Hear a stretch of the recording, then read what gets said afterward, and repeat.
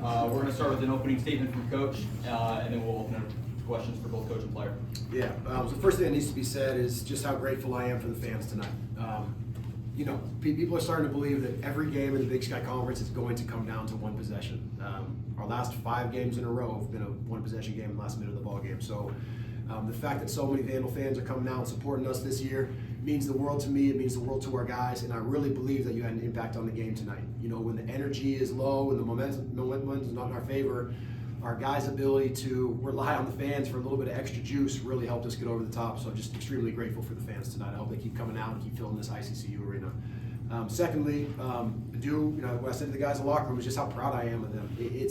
We're trying to build a program built on toughness and physicality and the mental toughness that it takes to focus on the next play, right? When you dig yourselves a deep hole, you have to be able to believe in what we're doing, believe in your teammates, and respond possession after possession, especially when shots aren't falling. And, I think the guys did a great job being resilient, having a next play mentality, and continued to believe and fought all the way down the stretch. And I think the third piece is we got to solve this thing to come out of the gates. Our inability to start well these last 2 games, it hasn't been an issue all season. It just started this week. But for some reason, our lack of execution, our lack of shot making, our lack of defensive intensity early in the game has been glaring, and it's cost us. So that'll be an important lesson for us before next week. But it's always nice to be able to learn lessons through wins. So I'm proud of the guys. Questions for Kolton first? For what happened between the first half when you went scoreless and the second half when you went crazy?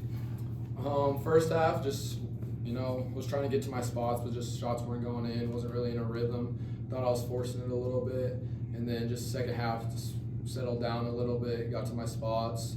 Just started, got myself into better positions to be able to make shots.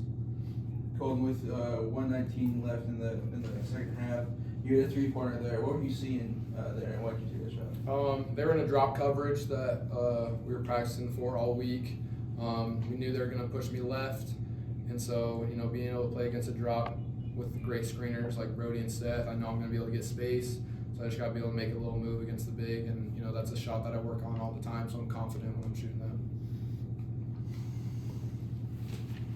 Any more questions for Kolton? Yeah, second one. Sorry, just to go on this. 22 seconds left. You hit a jumper there. Was that heat check? You feel fresh, you feel good, and you're just gonna take that shot there too? It's just a thing that flow of the game. When I got it going, I feel like either me or Biko should be taking that shot when we have it going. Got the switch on the big, and then that's a shot that I work on all the time, every single day, and it felt good to be able to make that and give us the lead. More questions for Colt? Any questions for Coach? Yeah. So like kind of what Pete asked, Coach.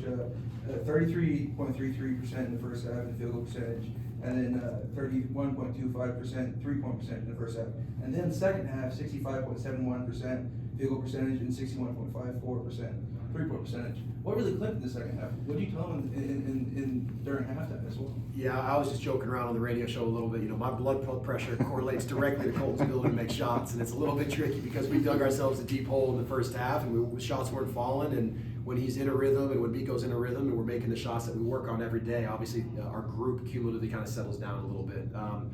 But look, I think there's a ton of belief from our coaching staff in our players. And then there's a ton of belief in our locker room that, when Kolton has the ball, his teammates believe he's going to make the right decision. And I think that's where we want to be as a program. Sometimes the shots are going to fall, sometimes they aren't.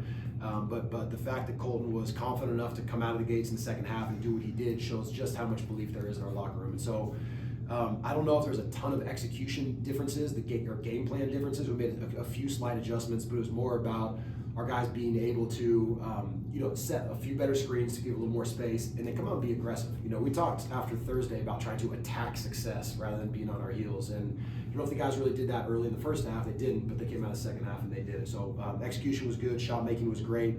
Obviously, Colt was fantastic, but I thought there was a lot of guys off the bench as well. Isaiah Brickner gave us huge minutes. Seth Joba knocked down some really important shots. Biko Johnson obviously is electric and dynamic. And so if teams do key on Kolton, there's a lot of space on the court, and we have other guys that can step in and make shots as well. Kolton, I've got to ask you, although Jack's shot didn't fall when you whipped that behind the back pass to him, it looked at that point like you guys were feeling it, like you were back. Yeah, you know, at that point, I'm just kind of going with the flow, playing the game. It's like just instinct. And when I'm able just to play by instinct, that's when I'm at my best. Colton, what gave you like the aggressiveness in the second half to go after your shots? I think I was aggressive in the first half. I just wasn't making shots. Was a little rushing my shot. Everything was a little flat, and that's always what's been a struggle with my shots when it gets flat. So just having a coach that believes in me, knowing that, you know, next shot's going in, giving me confidence, and especially with the teammates, you know, wanting me to keep shooting, wanting me to still be aggressive is really what makes me be able to make shots at the end. It didn't look like you guys were taking terrible shots in the first half.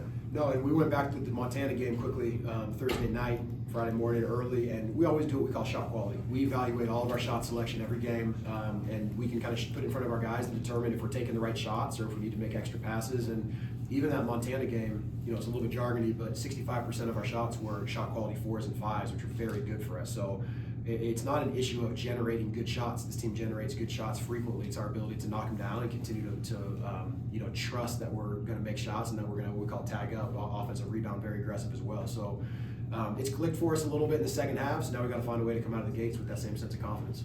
I guess it's easy to focus on the points falling for you guys in the second half, but your defense also took a big step forward, it looked like. Yeah, absolutely, and that's a big part of it. You know, obviously when you're making shots, it's easier to really dig in and defend. You kind of got that momentum, but what did change, Colt hit the big three or big jumper out of halftime, which helped, but what really changed for us in the second half initially was executing our defensive game plan. Chris Hodges, you know, credit him, he had a fantastic night, a career night, but the game plan was very clear. We needed to take away his left shoulder. And he got to his left shoulder 4 times in a row in the first half. That's not executing the defensive game plan. You know, and then similar with Patrick McMahon, very good basketball player, all conference basketball player, but he's very right hand dominant, and we weren't able to keep him off his right hand in the first half. And maybe the second half we did a much better job of that. So just understanding the game plan and executing the game plan at a high level is going to be extremely important too. And our guys have done a fantastic job of that all year. But the first halves of the last 2 games, that's dropped off a little bit. Near the end, Jack Payne threw that pass to Biko Johnson with 6 seconds left. Yeah. He made that layup with 3 seconds left. Was that the play all along, or how did that work out? Yeah, something that, again, I think we can really take away is our guys have executed down the stretch very well in all these tight games. And so, you know, we did have a timeout, but they had 0 timeouts. So our ability to, as we're making a substitution, get into our press break, that's an aggressive press break, and make the right play and get the easy layup at the end of the game was huge. So executing our foul up 3 defensive coverage and then executing our offensive press break attack down the stretch definitely sealed the game for us. You know, funny note on that, Cole, we've been talking about how to get all our offense on the same page. You know, just play calls, it's loud, credit to the fans. The ability to get all 5 guys on the same page has been an issue for us a little bit. So Colt said, well, you know, it's like a football huddle, right? How about we say check, like a football quarterback? So Jack Payne literally had to say check, and call the press break, and then he, you know, threw the deep ball to Biko for the layup. So you know, hopefully we look like Josh Wood out there on the football team making plays. But yeah, executing down the stretch is important, especially in the Big Sky Conference. These guys did a great job with that.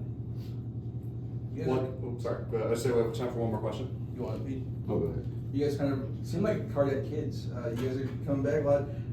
You took your first hit with 5:04 left, and then you really kind of cemented the lead with 1:19 left. Exactly how you drew it up, or how's that working out?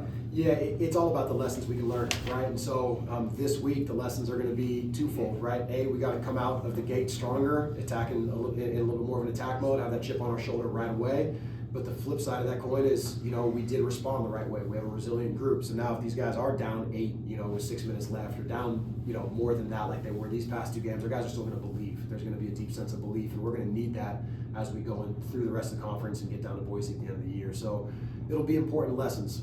Every championship team I've been a part of at every program has had games like this and moments like this where you kind of win in ugly fashions, and it's not so much about putting one more win on the overall record, but it is about the lessons you can learn to keep with you the rest of the season. So hopefully that's what's happening with this group. We're learning important lessons early. We can bring these forward through the rest of the year. Thank you, Coach. Yeah, thank you guys. Go ahead.